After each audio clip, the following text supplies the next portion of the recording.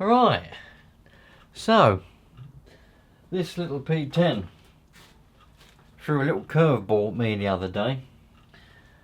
Well, really, kind of was my fault, because I knew what the problem was a problem. Because the problem was, I knew there was a problem. But I ignored the problem. I thought I fixed the problem with a bit of electric, but the problem wasn't fixed with a bit of electric. So what happened was the electric went, and when the electric went, it meant that's why the steering didn't work. So that was the problem with the steering. All the electric had gone, so didn't have any electric. It's mad, really, but that's why. So what we'll do is, I've got some more electric, right? The electric inside this bat tray fell out. It's just not very good at holding it in anymore. It must have gone a bit porous, like a brick. Bricks go porous over time, let water through. So this must have gone porous, and now the electric just seeps out. When you put it in, it seeps out. I mean, I charged it up yesterday. It didn't take long. It's still reading 6.9 volts, 99%. But for some reason, what happens is, this one here is a good one as well. Well, let's see what this one reads. 21%, 6.3 volts. Interesting. Very interesting. Because, let me explain. I knew, and I did say that I would forget how I mended that the other day. And what happened was, I plugged in the receiver, and I had throttle and brakes, but I had no steering. And I said to myself, oh my God, why? The servo must have had it, or the plug or something. So I took it out, I took it off, unplugged it, and I plugged it into this little servo tester with, not with this battery, this one was in the car. I used this one on the servo tester, and it worked perfectly. The servo did. So I said, whoa, that's strange. So then I realised that this battery didn't have enough oomph in it. It must have been flat. So what I'd done was I charged it up. And then I went out, as we saw, I went out down to that lovely car park with the Japanese style building. And there was no steering again. But I'd forgotten about the battery, because it was weeks ago. I'd completely forgotten about how I bloody well mended it by charging the battery up. When I got home, I went to sleep. But then yesterday, I unplugged this battery and I put this one on it, and the steering works perfectly. But the thing is, this one's got 21% and this one's got 99%. So why doesn't it work with the 99% one? Let's get the transmitter and have a little bit of an experiment and see if we can work out why it's doing what it's doing. Maybe it just doesn't like the electric inside this battery. It could be gay or something. There's only one way to find out. Let me go and set things up a little bit. I've got a boat on the bench. Really, I need to move the boat, so I've got more space on the bench. You won't believe, it's just so bonkers around here at the moment. There's boats everywhere, there's cars all over the place. I've got a steam engine that I'm in the middle of building, and it's pretty crazy. So let me just have a little shuffle about, and I'll catch you in a minute. sit back, have a cup of tea, a biscuit or something like that, get a few mouse traps out, catch a few mice, do whatever it is you need to do. I'll see you in a second. Right, this is just a little bit of a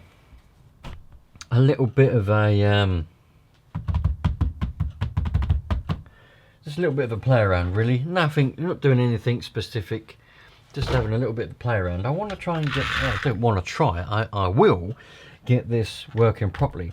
If I've got the right lines, I'm going to put some new fuel line on it as well.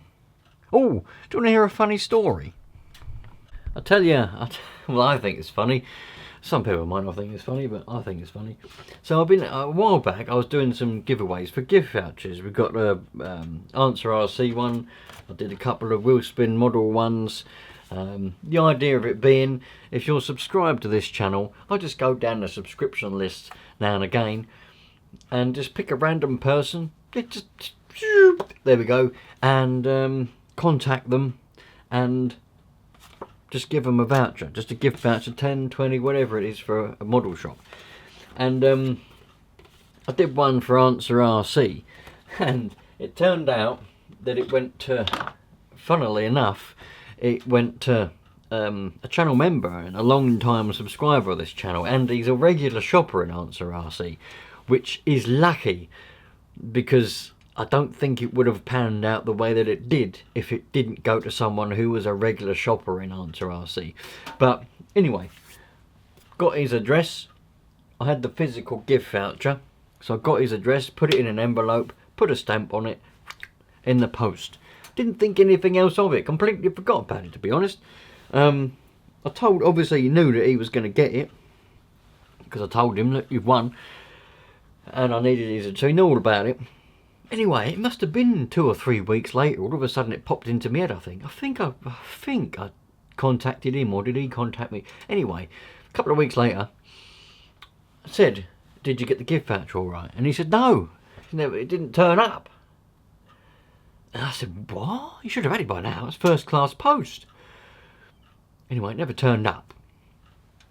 So I contacted Answer RC and I said, can you ever look at that gift voucher, the code, to see if it's been used or not? Because listen, I don't know this bloke, really. I've never met him. Talked to him on the internet a few times. Sold a car to him, I think, probably so. I don't know if I sold a car, whatever. But I don't know him. And also, if it's gone missing in the post, somebody else might have looked up Answer RC or whatever and used the voucher. So I said, can you see if it's been used? And he looked it up and said, no, it's not been used. So I said, right. Well, what's happened is it's gone to someone who's actually a regular shopper of yours. And so are you able to contact him to verify the truth and, you know, give him a new one? Either an online one or something, so he gets his prize. So anyway, that was all sorted out. That all got sorted out. He got his gift voucher, blah, blah, blah. It must have been 2 months, maybe, a month or 2 months later after that, good old Pete from Answer RC sent me a message, and he said, oh, by the way, the original gift voucher that you sent off turned up here. I said, right. He said, yeah, because on the envelope, because it was a branded Answer RC envelope as well. Posh one, yeah, posh our Answer RC, posh. Posh envelope with their address on it, on the back, as a, you know, whatever. So the post office had sent it back to them. And I said, right, what's this all about? He said, well, it was marked as the stamp not being valid. I was like, what do you mean, the stamp not being valid? Bloody stamp's a stamp, isn't it? Well, it turns out that some stamps aren't valid anymore. I mean, I thought a stamp was a stamp, but the stamp with the Queen's head on it isn't valid anymore. It has to have the King's head on it, which I suppose makes sense, but surely if I paid for stamps I can still use them, but obviously not. So it done a full circle. Months and months and months later, the post office must have just seen it on the corner of the table or something and gone, oh bloody hell, oh, we'll send that back over there then. Yeah. So it did a full circle. I couldn't believe it, how it had done that. So yeah, I learned a lesson there, because I've got about 5 or 6. I always keep stamps in case I need to send a letter. I've got 5 or 6. I've still got them. I put them in the drawer because, well, we're going to throw them away. It'd be a waste even though I can't use them. But I have got a stamp collection.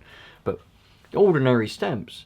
About 5 or 6 books, you know. 3 books of second class, 3 books of first class. Can't use them. But I always keep stamps just in case. But can't use them ones now. So I had to buy some new ones with a king on. Mad. I thought I'd tell you that story because I thought it was hilarious. The missus didn't though. But I did. It's funny how sometimes things just, you know, they don't work out at the time. But then later on everything just straightens out and you think, that's mad. Crazy. I did explain it, by the way, in the video where we was out trying to run this, why the pull start is facing out this way. So when I put the one-way bearing on, oh, where's the other car gone? There it is.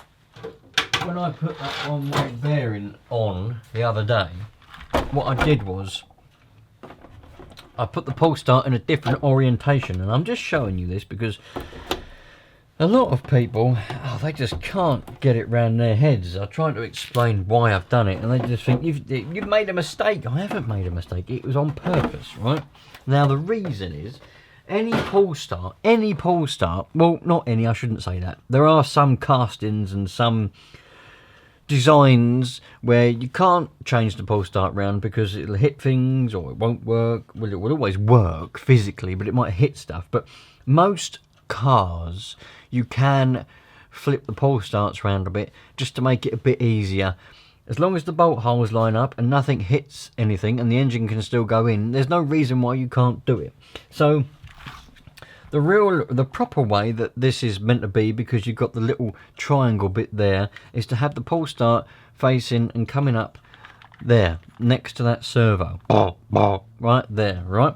But sometimes I think that can be, well, it's not the end of the world, you know, and I don't mind it, but I just thought to myself, in the spare of the moment, when I was putting that pull start on, I wonder if it would be easier to have the pull start coming out this way, so I can go like that, yeah? Rather than I can go like that, right? So I just thought I'd try it. And to be honest, it is easier out like that. It is. I do like it like that. And I was considering putting this one the same. But, you know, I wouldn't say it's, you know, a life-changing thing. So I'll probably just keep this one like this. And now that one's already on like that, I'll just leave it like that. But yeah, I thought I'd try it. And it you know, it's nice. And it works fine. So, bloody hell, I had one comment saying you put it on around the wrong orientation. And since then I must have had another 6 or 7 people saying you put the pull start on round the wrong way. No, I haven't. Well, technically you're right. It is round the wrong way because it's not designed to go that way. But, you know, there's a reason why I did it like that. And, yeah, so, you know, if you've got a car where your pull starts in an awkward position and you always thought to yourself, bloody thing, you might hit your knuckles on things or whatever, just have a look at it and see if you can switch it 180 degrees or 90 degrees or whatever. Well, you wouldn't be able to do 180, would you? I reckon if you did 180, it'd be upside down, wouldn't it? But maybe 90 degrees, 45 degrees, 2 degrees, 1.5 degrees, whatever. Just have a look and see if you can flip it a little bit, because it might make life a bit easier for you. Do you know what I mean? So, I'll turn this around like this. We'll get out the old signal giver. Ah, dear me.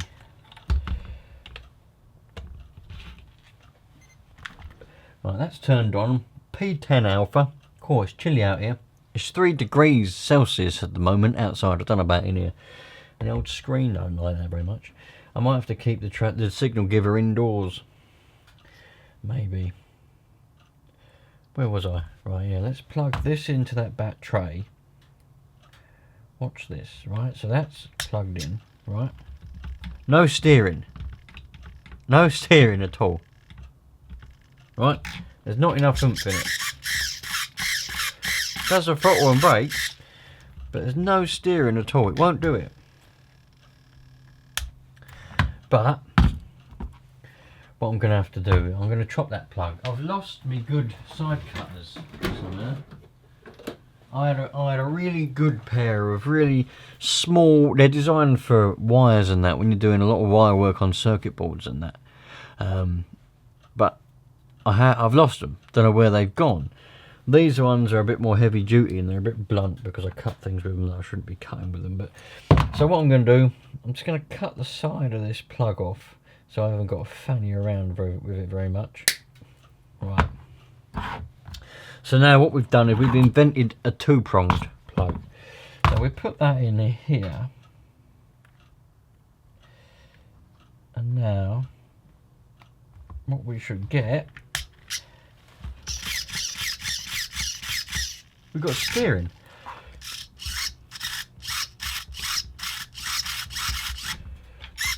This one's got 21%, this one's got 99%. Now, let me explain what happens to batteries now. Because some of you are going to be screaming at the screens about this. Just because it holds voltage doesn't mean that it's got amperage. It doesn't mean it's got a punch behind it. It can be the same with a car battery that starts up your real full-size car, your 12-volt lead-acid battery. That can have 12.8, 13, 13.8. Well, it wouldn't normally carry 13.8 in them, but they can have 13 volts in it or something close, and you think it's charged up. Hook it up to your car. You think it's charged. Why ain't it working? Well, I'm not a scientist, so I don't know the actual proper chemically reason why it happens, but I do know that they just kind of lose their oomph. And you know, this battery could have been dead for a long time and it's now charged. I mean, the fact that it only takes 3.5 minutes to charge up fully from being completely depleted gives a bit of a hint that it's not a lot of cop anymore. So yeah, that was the reason. That was the reason, that battery. So what I'm going to do now is I'm going to charge this one up, and this is going to be the battery that I'm going to use in here. It's a shame to throw away a good decent battery that actually does hold a voltage, but it's just got no oomph behind it, so can't do it. It's when these, what happens is they go so slow. Screen. All digital screens are the same when they go cold. I'd like to, ideally, I'd like to be able to have a lot of me stuff indoors, but I just haven't got the means to be keeping stuff indoors. Haven't got the space. Right, let's give this a charge up, and then the next available chance we can go and give this a good old, you know what I mean, good old go. I was really looking forward to it the other day. What I could have done, I did have I had a Savage 2021 with me. I could have taken the battery out of that and put it in here, but what a faff. I'm not that, I don't like doing that. A lot of people would. A lot of people dismantle stuff and all sorts while they're out and about. Not me. If I'm out and about with a Nitro car and something happens to it or it doesn't work, sometimes if I'm in the right mood, I might get a couple of tools out and try and mend it. 9 times out of 10, that's it. I'm going home. I don't care. I just don't care.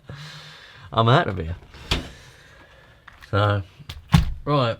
Oh, while we're here, we could give it a little bit of an MOT. Look, this filter is a little bit too long, and you can see where it's kind of shaped to the throat of the carburetor there. So what I can do is I can get a pair of scissors, and what we'll do is we'll chop off the top of it like that. So we'll give it a bit of a haircut like that.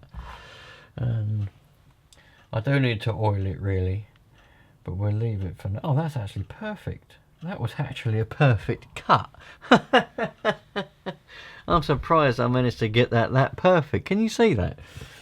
That's actually perfectly flush. That is. Where are you? There we go.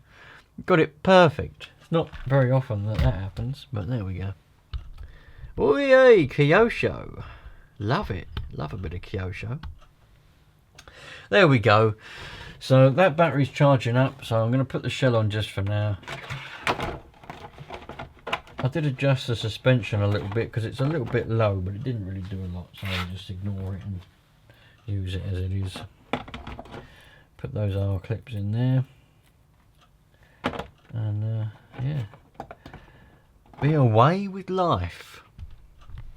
Right, I'm out of here now. Well, I wanted to button that up, so to speak, because I just wanted to. I like knowing that a car's ready to go, sort of thing. And yeah, that battery's on charge. Once that battery's charged up, I put that battery in the battery tray, and that will be then 100%. I know I've got to oil the air filter, but I'm not going to bother doing that yet. Battery's charged. 22 minutes from 21%. Trouble is, it's not very good trying to charge a cold battery. Do you know what I mean? In the cold weather, doesn't do them any good at all. But anyway, we've got a fully charged battery now, and that should work perfectly fine. 5S, 7.36 volts, 99%. Yeah, 7.35 at 99%. That's a good point. I know you've been shouting at the screen the whole time telling me, but I don't think this one here was 7.3, was it, at 99%? I think it was 6 something. So it's probably got a dead cell. Oh, 6.97 at 99%. So yeah, well, it ain't right anyway, regardless. So right, there we go. If you like that sort of thing, please think about sticking around. Normally I'll get engines going and stuff. I constantly monitor the net. Constantly surfing the net. My surfboard's starting to wear out. I do need to get a new one, to be fair. But I constantly monitor it for any petrol or nitro RC things that might come up that would be interesting. Do you know what I mean? So one barn finds, shed finds, loft finds. Excuse me. Got a frog in my throat a little bit there.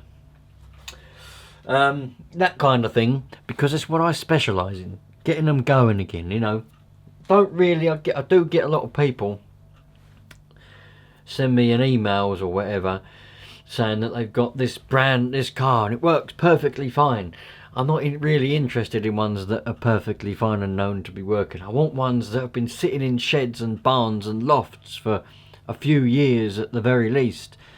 Condition unknown. They're the fun ones. So that's what I normally do. So sometimes I just play around and mend little ones like that. Other times we've got a full will it run type of video going along, because that's the most fun. Thanks for watching, you lot. Appreciate you all. Take care. Remember to love life, because that's what we're here to be bloody well doing. Don't see the point in not loving it if we're here. You know, if we was somewhere else, would we love it there? I don't know. But yeah. See you later.